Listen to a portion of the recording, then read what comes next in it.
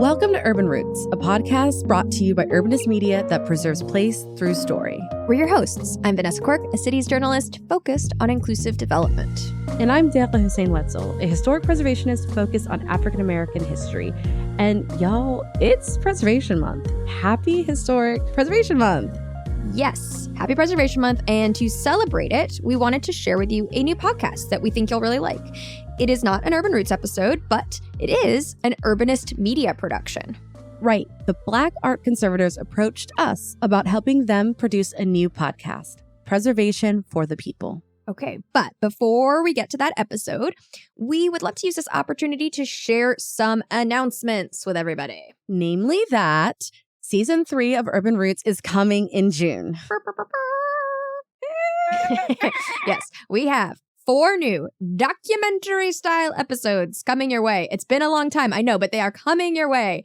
We have 2 on the abolitionist history of the Ohio River. These episodes will actually also be available on Cincinnati Public Radio on Juneteenth. Yeah, it's kind of a big deal. Shout out to Cincinnati Public Radio and WVXU. And also the Art Start grant from the Ohio Arts Council that made that episode possible. Yeah, and we are still actively trying to fundraise for the Ohio series. So if you're interested in becoming a named sponsor, please reach out to us, urbanrootspodcast@gmail.com. Or, if you just want to help out anonymously, you can always just send a donation to our 501c3 at Urbanist Media via PayPal or Venmo. And this season, we will also bring you a series on the history of Decatur, Alabama, made possible by an underrepresented communities grant that the city of Decatur won from the National Park Service. One episode in that series is going to look into the history of this really wonderful Black church there. And it's one of the few buildings left in the historic Black neighborhood of Old Town in Decatur. And designed by Wallace Rayfield. Yes. If you don't know him, he's a big deal. You're going to find out a lot about him in the episode.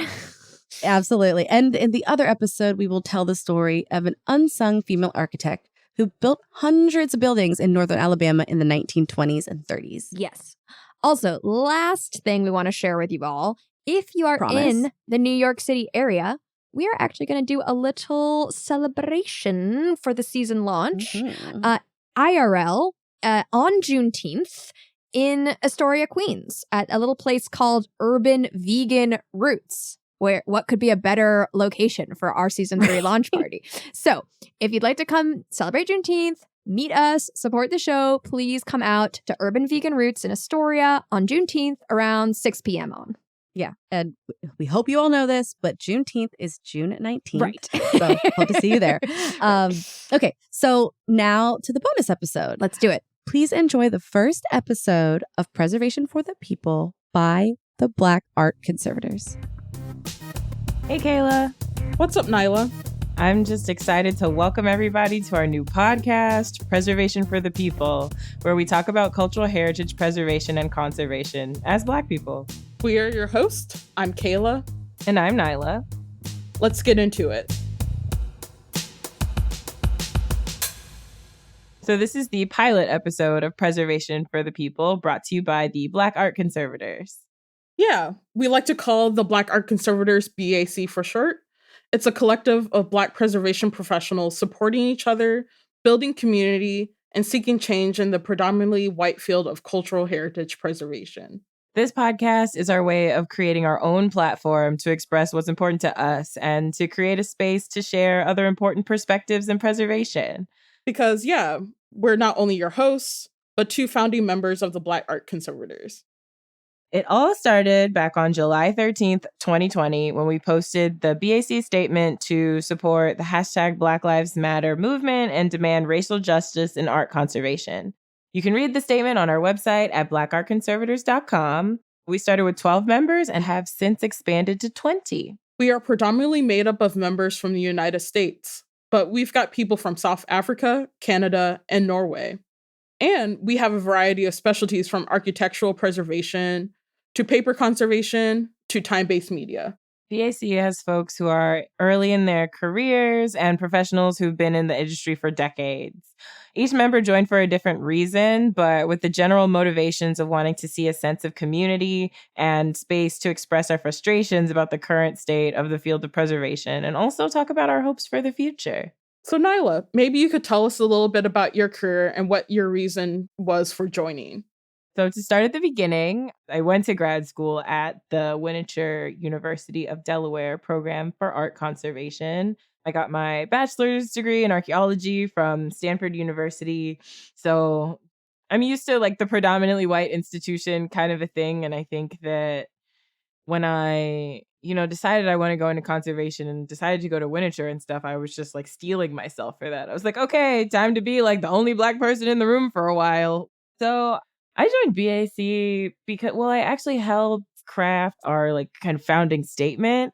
And that was a really organic kind of process. We were just trying to figure out what to do in 2020 when all of these museums were making these statements and just being like, oh, like we care about people and blah, blah, blah, like platitudes. And we were just like, how do we say, no, we don't believe you? Like, do more, do better. I was just like mad. And this is what happened.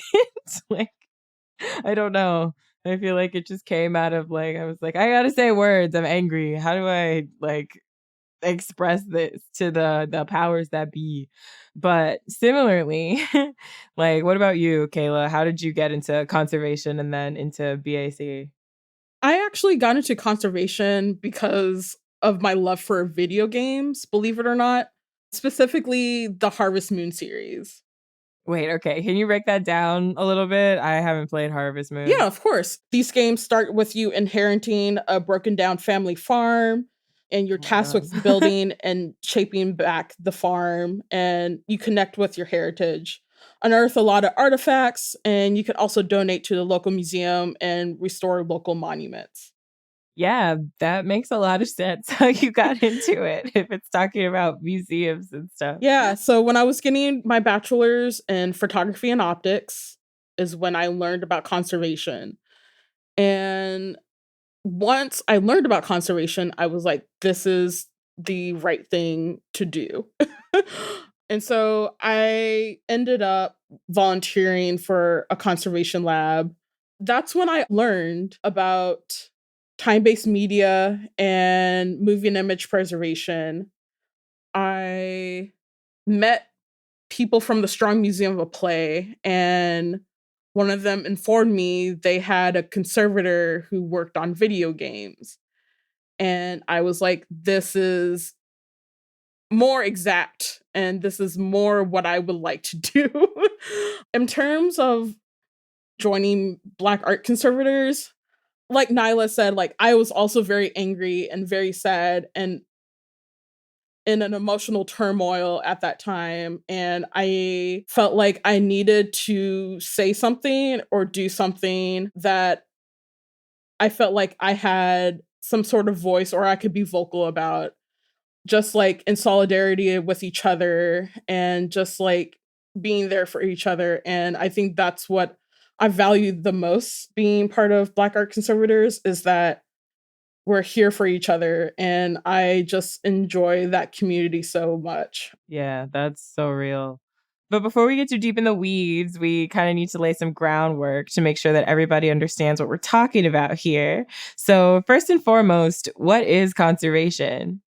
A lot of people might see the word conservation and think of environmental conservation and saving the ducks. But in this podcast, we are discussing conservation of cultural heritage, which includes historical sites, art, artifacts, and more, like the kinds of things you see in museums. There's one definition that I think does a pretty good job of explaining conservation from the International Council of Museums, and that's all measures and actions aimed at safeguarding tangible cultural heritage while ensuring its accessibility to present and future generations. Yeah, I feel like that's a pretty good definition, but it just fails to take into account the intangible aspects of cultural heritage conservation. Yeah, I mean, for me as an objects conservator, I operate in the tangible a lot because I'm literally working with objects. But people ascribe all sorts of intangible meaning to tangible things. For example, the first time that I really felt like I reckoned with the idea of like intangible meanings on tangible objects was I was listening to a talk. They were talking about an object, essentially a head sculpture. And the sculpture itself is buried underground in front of a house, and it's supposed to protect your house and safeguard your house. And so the head and the sculpture itself isn't really like the crux of the thing. It's like what it's doing for your house. Like you don't even see it because it's buried underground. And then so like to take that and like put it kind of in a museum for display and like talk about it is interesting and tricky because like it's no longer doing what it's supposed to be doing, but at the same time, like you want to be able to see it and appreciate it. And so it's these kind of conflicting ideas. And so that's why like taking into account intangible meanings is so important, because it really does affect like everything from how you interact with the object, want to see it, view it, and everything like that. And so that's why I think the definition needs to be still broadened. Yeah, I'm thinking about the tangible a lot as a time-based media conservator, because I'm working with things like film, video games, and born digital works, where there isn't an actual physical, tangible object. For sure. And you'll hear us say conservation and preservation a lot in this podcast. So, Kayla, what do you think the difference is between those two? That is a good question. I'll start off my answer with this. When I knew that conservation was a profession that I could get into, I assumed it was a person who did work in a museum. And I always thought that when it comes to preservation, I always thought of like libraries and like librarians and like archivists and professions like that. Shout out to libraries. Oh yeah, definitely. Shout out to libraries. Amazing. I love libraries. I feel like preservation is this term that is a little bit broader than conservation. And I think because conservation started with like paintings, it makes sense to think of it largely through a fine art lens. Yeah, I also think of conservation as kind of a subset of preservation. And that's maybe as specific as I can get because conservation is changing. And it's harder for me to speak to preservation as a whole since I'm deeper in the conservation world. But yeah, that's part of why the show is about preservation, because we want to keep it open and talk to all kinds of people in the field, like archaeologists, anthropologists, historic preservationists, everything like that. Which brings us to the interview section of our show. Woo! So in each episode, we will interview someone who's making a difference in Black preservation. We want to do more than just acknowledge the incredible work being done to preserve and share Black stories and Black history. We want to hear directly from Black conservators, archivists, preservationists, anthropologists, and more.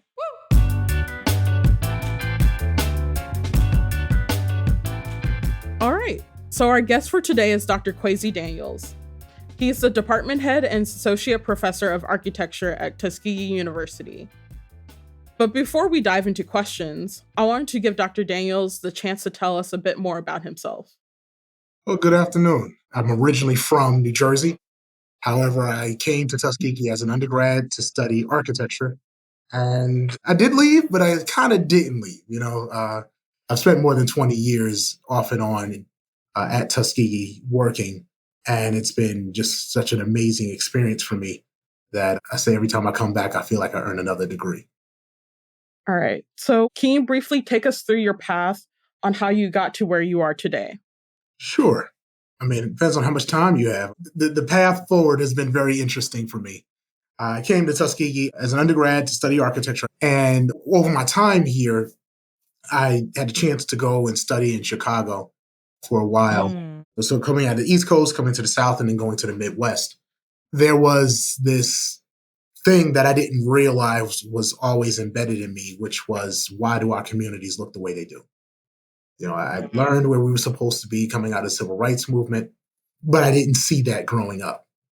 I studied architecture, so I learned how buildings are supposed to be put together, and we created all these beautiful designs. Like, yay, give me a magazine. I want to be features, right? But that didn't mean that I knew how to go into our community and make change. My first internship was actually in preservation. I was in North Philadelphia documenting Black spaces with the Historic American Building Survey, and it was amazing. But I didn't see myself in it.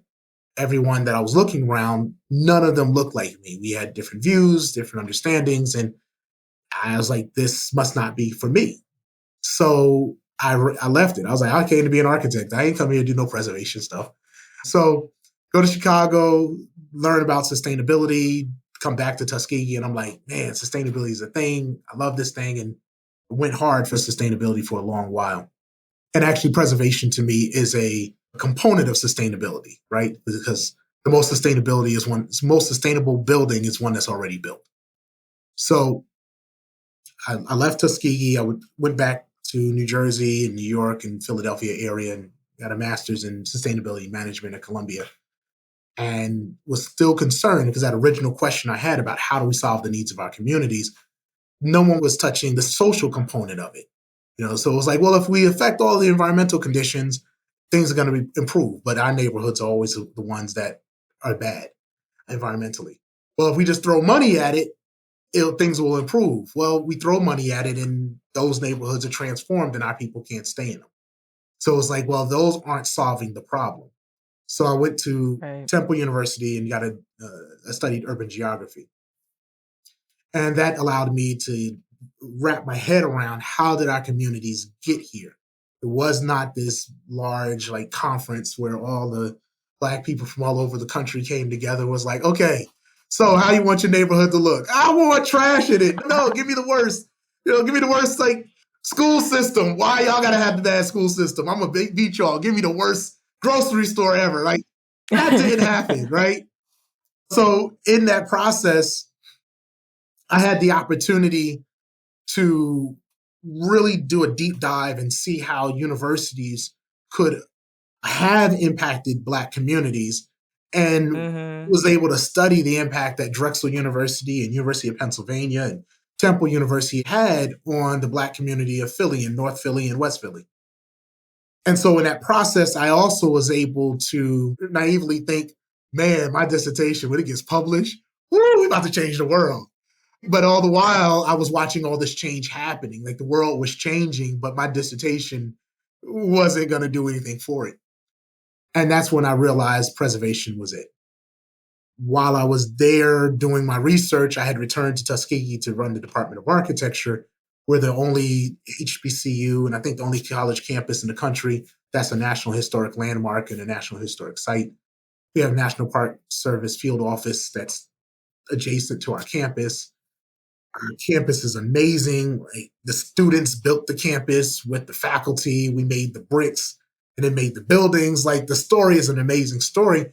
And we had started a preservation program while I was working on my dissertation.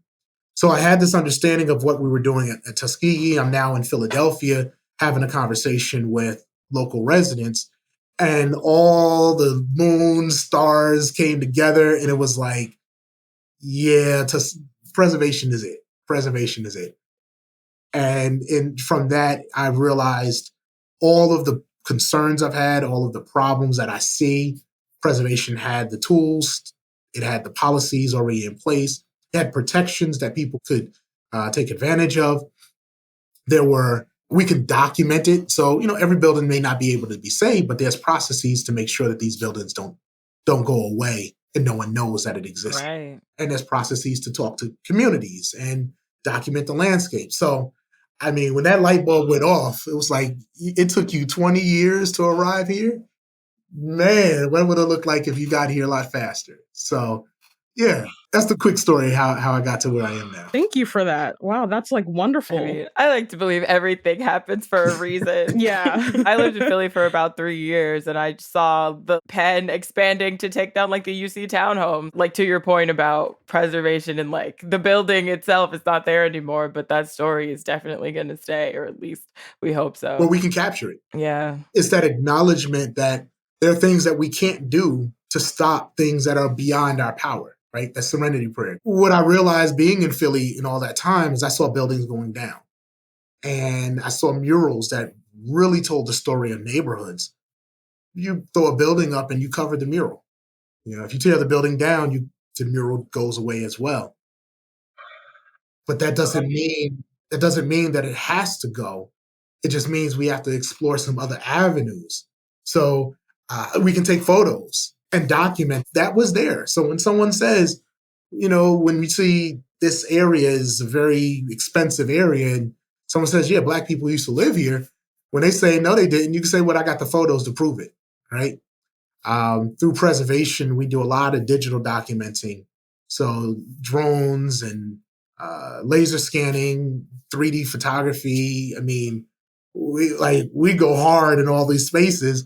And so it now means I can come in and capture that building before you tear it down. I can capture it, process it, throw it in VR, and we could always look at it again to see what it looked like. Generations can continue to explore and know there was a footprint that we had in these environments. And although you tore down the physical evidence, we do have digital evidence of the space. I'd use a VR headset for that. Walk through a building. Yeah. So how does architecture to you relate to preservation? Oh, man. I mean, they're integrated. When I just came back from Rome. I spent 2 months in Rome. And to be in an environment where I got a chance to visit ancient cities. And when you're in a space that measures its time in centuries, not decades, you're in a different place, right? When you're seeing buildings that were erected thousands of years ago and are still here and still operate. You see a city, Pompeii. It went from a volcanic eruption that buries the city.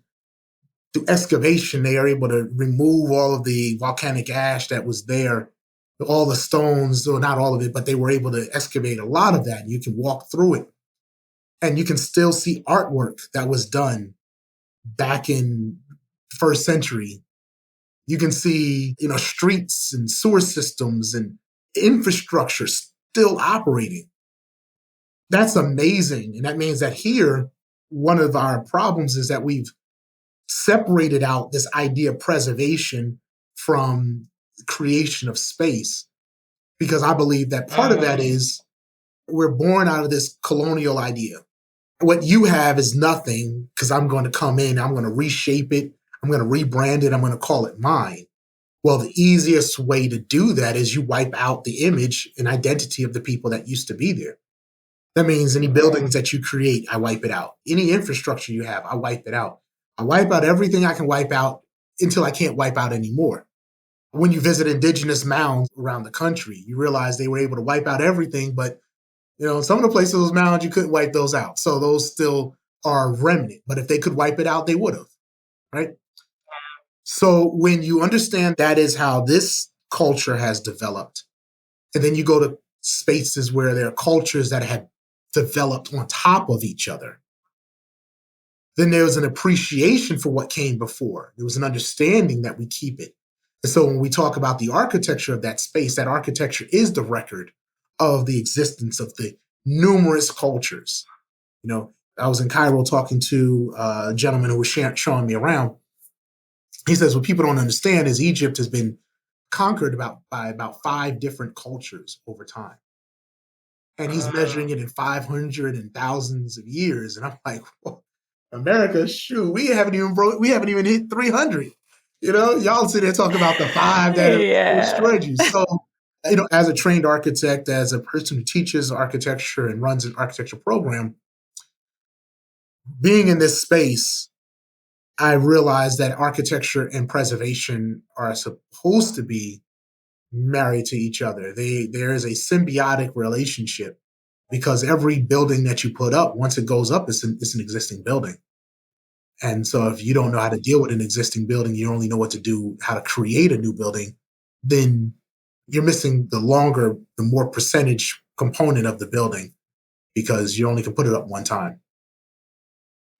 I want to kind of stay on this topic of discussing like terms and words, right? Because Kayla and I are both conservators, and conservation, like art conservation, is also a relatively new field, like talking about how America is like a new country, right? And so there's a lot of, I think, ideas that came out of it from its inception that kind of like we're trying to, in a very colonial way, like prove itself as a field, right? And I think we're starting to see that start to like be changed and examined and hopefully dismantled a little bit. But I really bring it up to say that in this podcast by the Black Art Conservators group, but like we're interviewing people who are in preservation, but not necessarily conservation, right? And so one thing that I wanted to hear from you was just like the difference between conservation and preservation in terms of how you understand it. Now you're about to get me in trouble.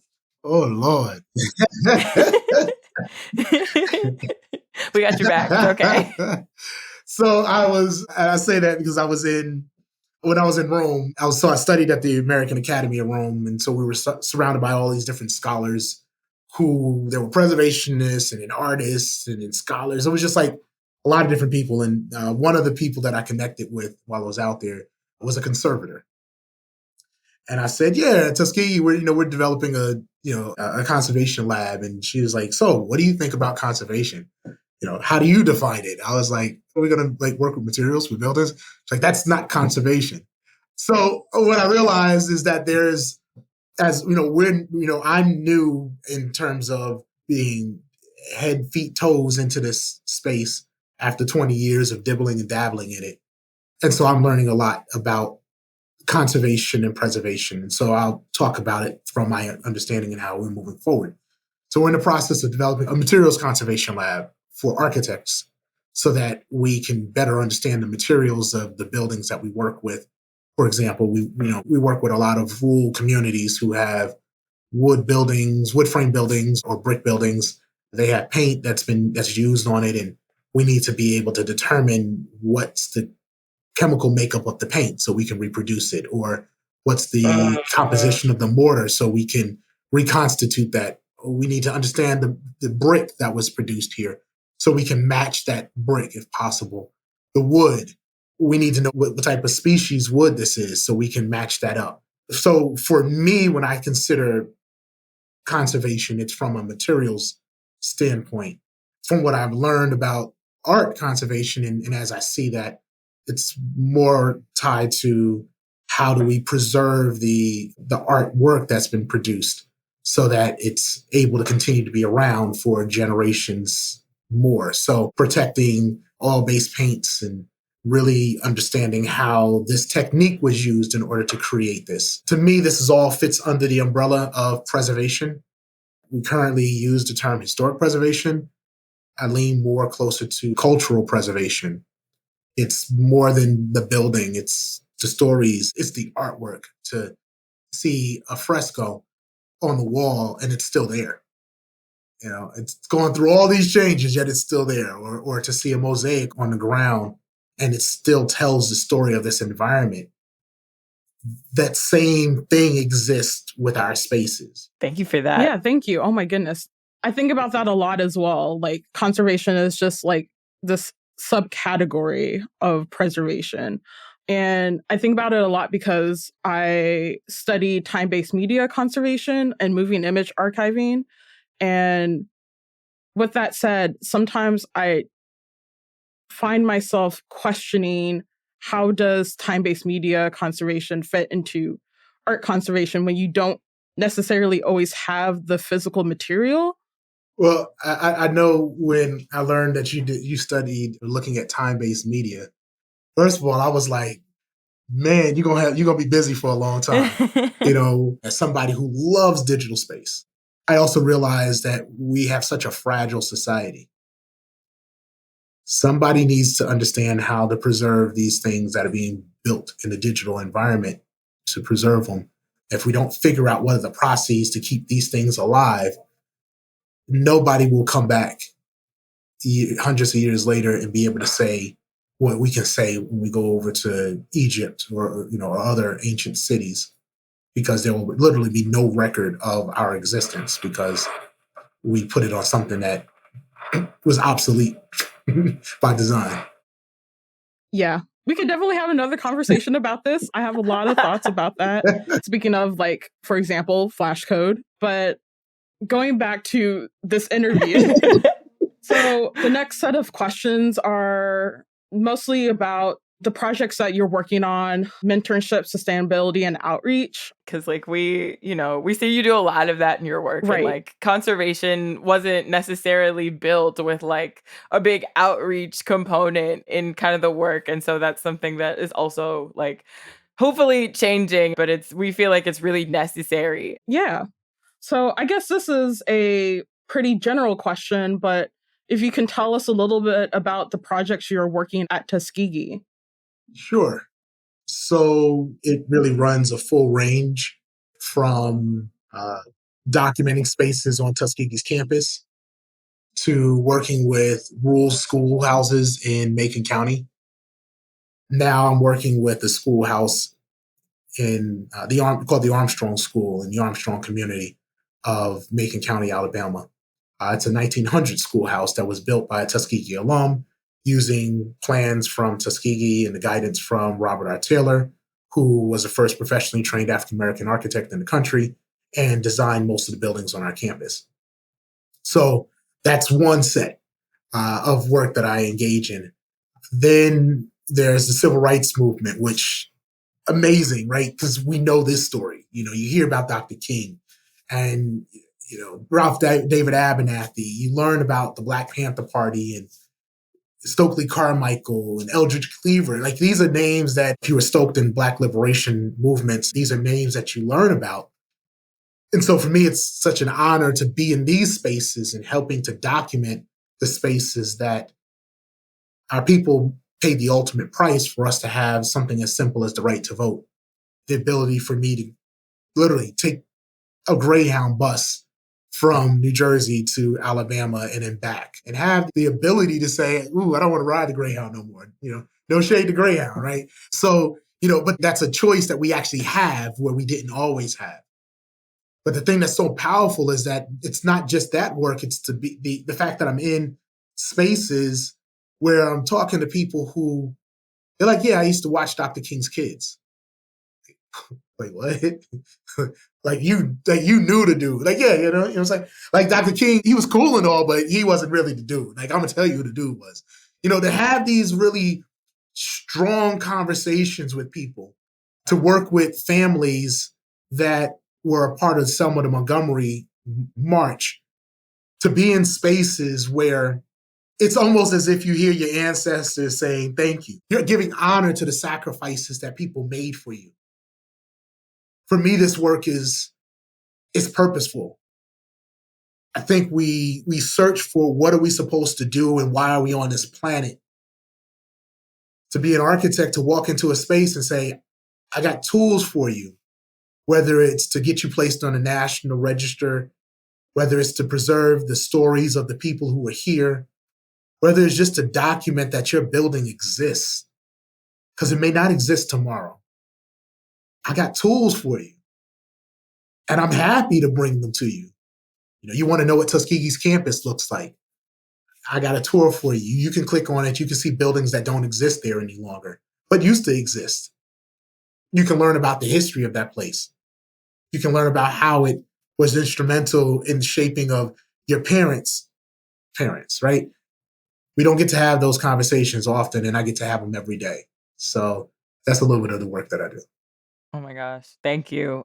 I was just thinking this whole time, I was like, wow, what you were discussing about like having the tools, I just resonated with that very much. So I know I didn't touch on mentorship. Did you want me to touch on that as well? Yeah, of course.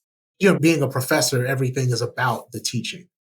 How do I communicate this knowledge? How do I translate this knowledge that I get down to the next generation?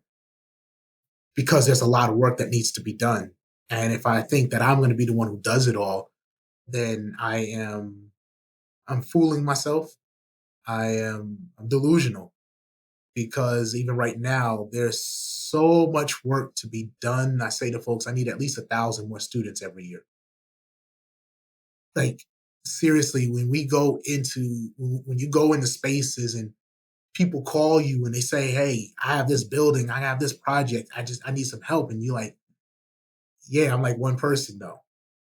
And like our squad, we got some dope people, but it's still a skeleton crew, and we got some dope students, but they ain't all there right now. Like, we are building the generations to be able to get here. It takes some time, it takes some work. And you can hire students and put them to work.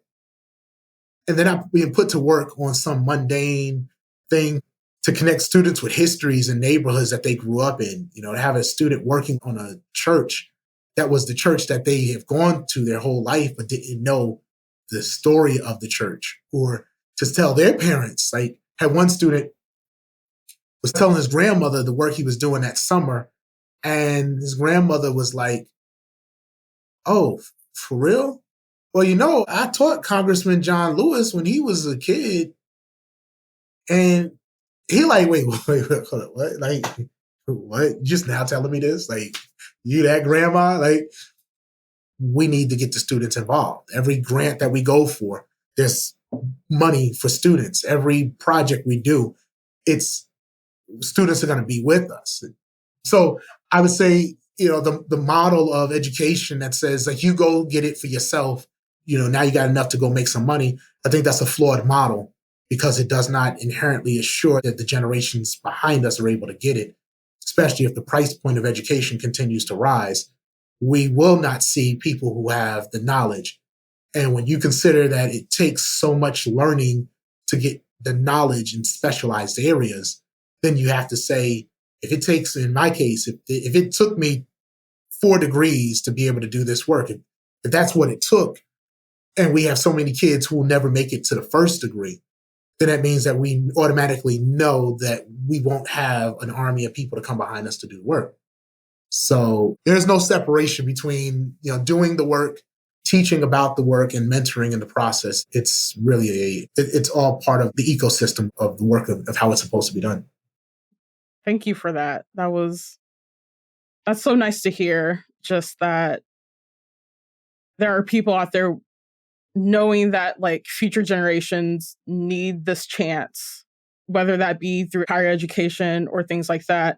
Oh my gosh. There's so much that I want to respond to. To start up with the mindset of just like, seeing yourself as someone who's eventually like going to pass these things on and like needs to pass them on, and like how that's part of the work and that the work will continue. Like conservation desperately needs more of that mindset, because there's a sense of like power hoarding and gatekeeping here, that it's like, oh, it's us and it just has to be us. And if everyone knows how to do this, then we'll be out of a job. And it's like, no, like it's so important, like succession planning. I mean, it's starting to shift, don't get me wrong, but just like, it's so refreshing to see someone who's like, yeah, no, this is the plan. Like this was the plan from day one, like to pass this on, because I feel like I'm not around that enough. So thank you for that. I want to, so again, shift in mindset, right?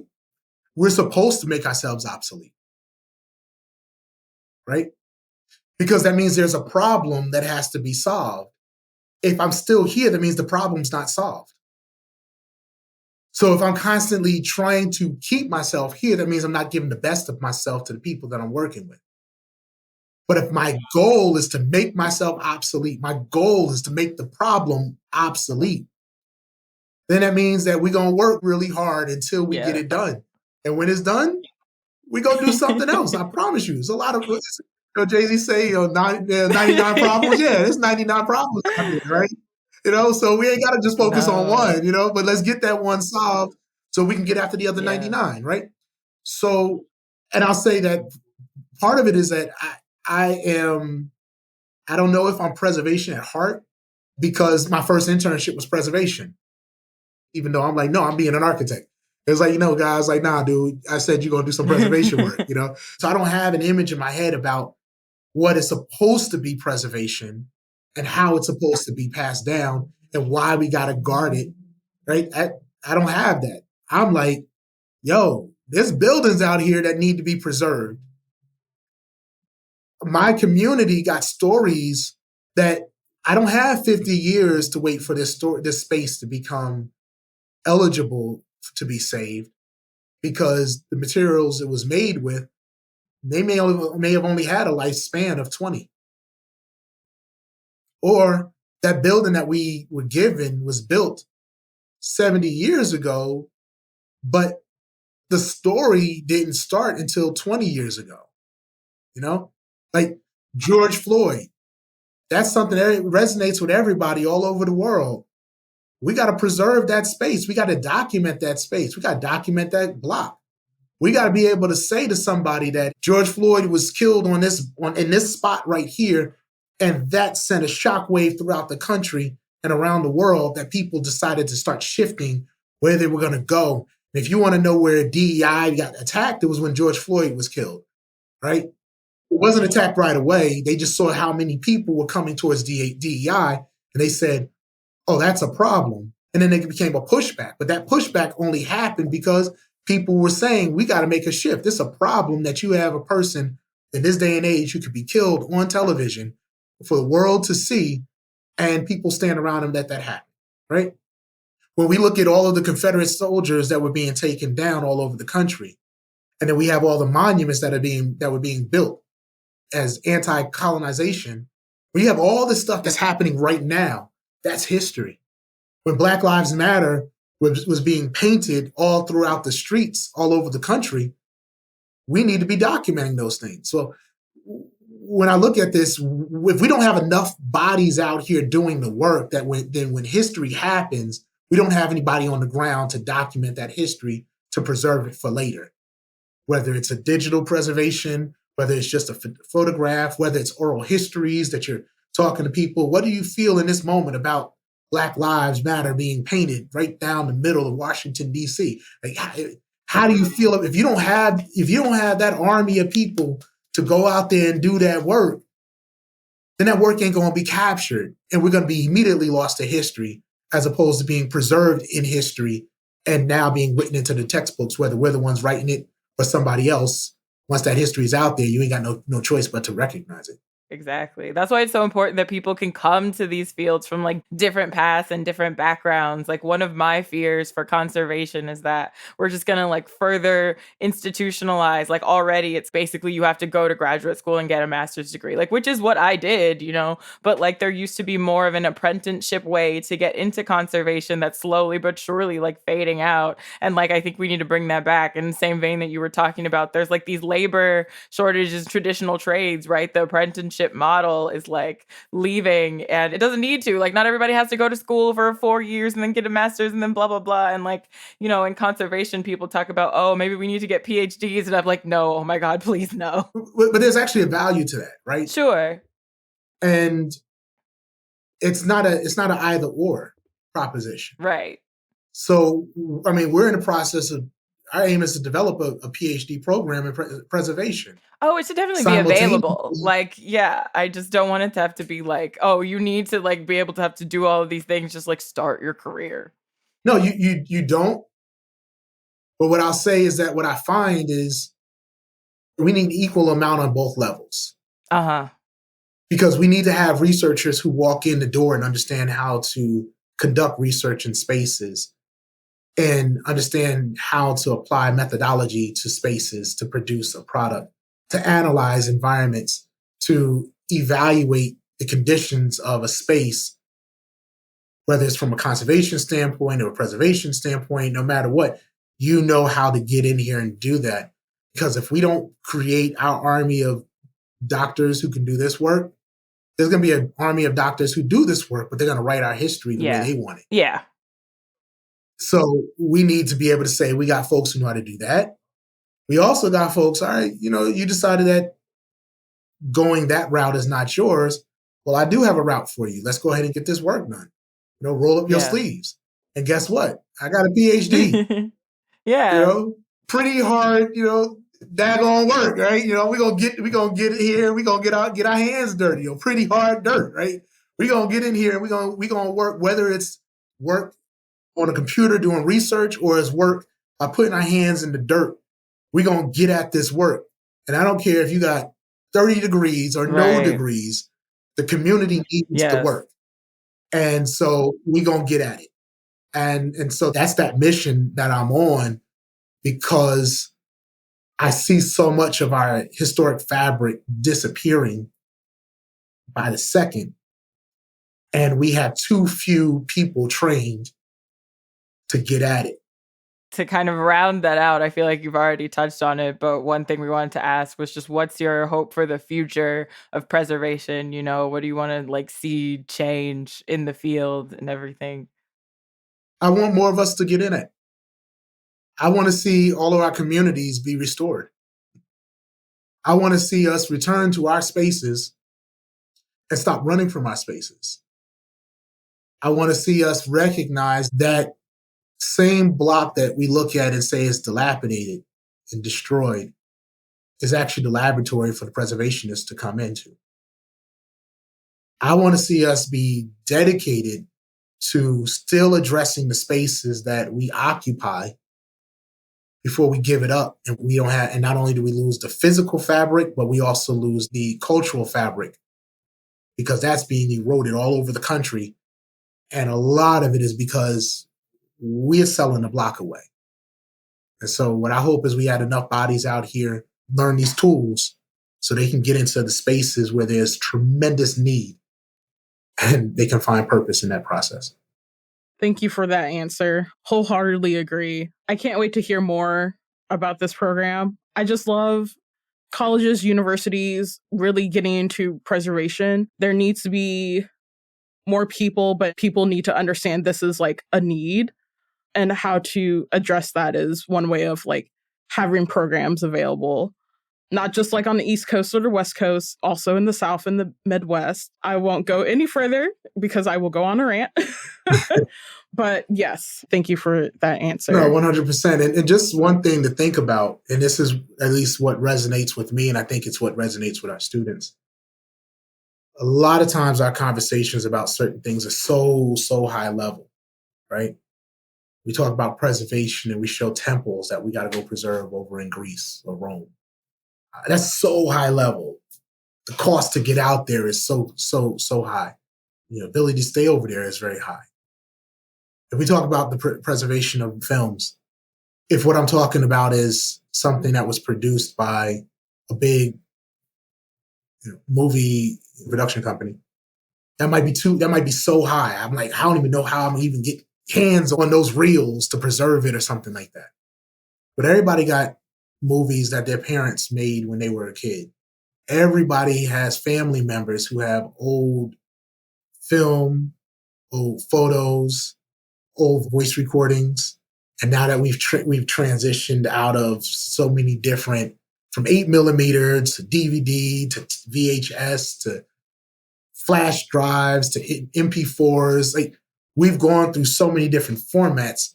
How much data is being lost on those formats? How much of that data is actually important to families?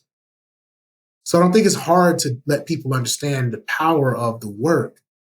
We just have to translate it in a way that makes sense. You were able to restore the sound clip, a video clip of their grandmother who passed away the day they were born. That clip right there is worth gold to them. And when we couch it like that, then it's not hard to get people. We just have to make sure we get the industry out there that once people learn what they need to learn, they know that there's a space for them to actually do their work and support themselves. Thank you. Thank you. We are Thank you so unfortunately much. at time. I feel like we could go on and on. But, want to respect your time. I know. So just thank you again. This was a pleasure. It is my pleasure. It's truly been my pleasure. And I just say, keep at it. My smile is big because as I walk in spaces, and as I said, you walk in and you have something to contribute. You have something to contribute. This podcast is something to contribute. So go hard. Don't stop. And we'll see where we are in a couple of years.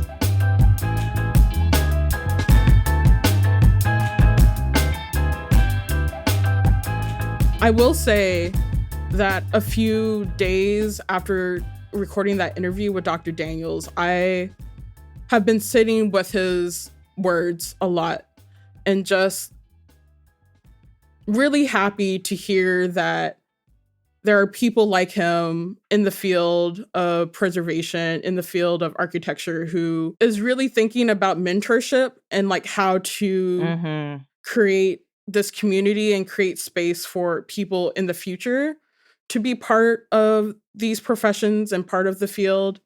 And I sometimes think like that's not happening. There's always this gatekeeping or something similar to that. But it's so nice to hear that there are people like him who are doing a lot of great work and amazing work and like fun work, and also making sure that people have that space to like join in. Yeah.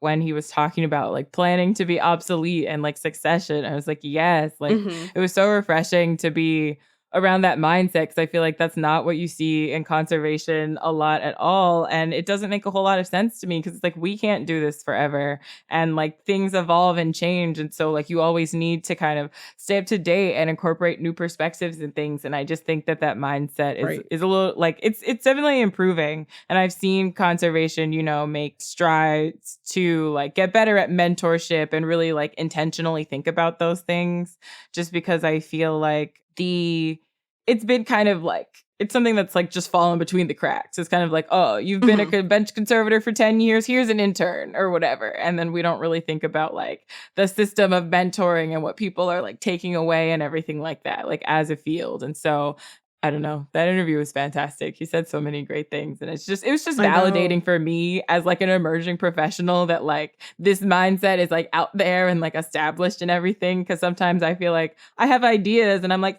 I know this isn't even like that big of an idea, but yet I don't see it around me. Like, what's happening? And so it turns out it's just, I guess, fewer and far between that I would like. Since Nylah and I are only 2 of the 20 members of BAC, we thought it would be helpful for the audience to hear from other BAC voices. So, to close out the show, we have created a segment we like to call Conservator Spotlight. In each spotlight, we'll highlight the work of one of BAC's members so you can hear from more than just us.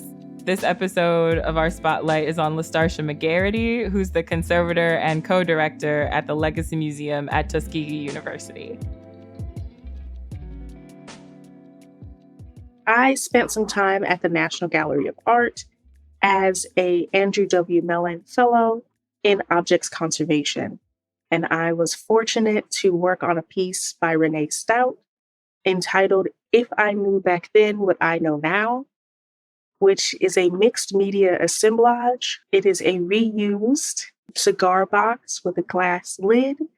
Inside of that cigar box, the background is lace with a sealed envelope, a photograph of an unknown woman, and 2 bottles. One is an empty Jack Daniels bottle, and one is a bottle of seeds. I was documenting exactly what was present, and I put in my report that the bottle contained mustard seeds. And my supervisor at the time asked me how I knew that they were mustard seeds, whose expertise I was depending on, and I was depending on my own. And that was not good enough to identify them as mustard seeds, but I was relying on my background. I grew up Southern Baptist, and it was often a gift in the church to receive mustard seeds as you completed different milestones. So I was very aware that those were mustard seeds. It was frustrating for me that we have to, within the field, privilege these empirical sources of knowledge when community knowledge is just as beneficial and should be just as heavily weighted. I pushed until I talked to the artist to put it in the report. And then I wrote about the experience in the Black church that makes them significant in terms of a Black artist using mustard seeds. So although that wasn't traditionally supposed to be in the report, I felt it was important for the next person who would very likely not have that cultural context to understand our field is deeply entrenched and tied to imperialism and colonialism and racism. And when you privilege one method of knowing over another, you are reinforcing that. And so sometimes the easiest way to combat it is to literally just write a paragraph and say, this is the cultural context who most of the field would not have, because our field is 89% white. Preservation does not privilege people, then it's not preservation. Because we need to ensure that people and their access and their connection with artifacts is always the forefront. Because without that, then there's no way for us to really fully preserve and fully experience an artifact if we cut it off from the people who give it life. If no one has access, if no one can view it, if no one can connect with it, if there are certain things that really help people experience it and you're not letting that happen, it just makes it really sad to me. Like there's a piece at the National Gallery of Art, and it's made out of chocolate. It's a bust by Janine Antoni. And when they put it in a case to protect it, sometimes it cuts off the smell of the chocolate, which is really part of the piece. And so we have to kind of convince them to occasionally open the case and let the smell waft out.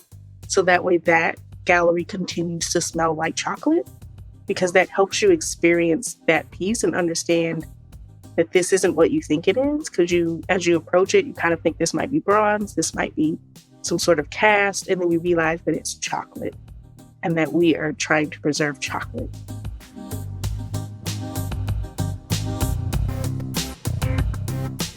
Thanks for joining us on Preservation for the People, brought to you by Black Art Conservators and supported by a racial and social justice grant from the University of California, Los Angeles. Many thanks to everyone who made this episode possible. The UCLA Coates Institute of Archaeology and the UCLA Getty Interdepartmental Program in Conservation of Cultural Heritage. Andrew Calloway, Decca Hussein Wetzel, and Vanessa Quirk of Urbanist Media. If you or your organization are interested in making a podcast, then reach out to them at urbanistmedia.org. Keep a lookout for the next episode where we talk about everyday Blackness and how that relates to our preservation and conservation work. We're here. Get used to it. And remember, preservation is for the people.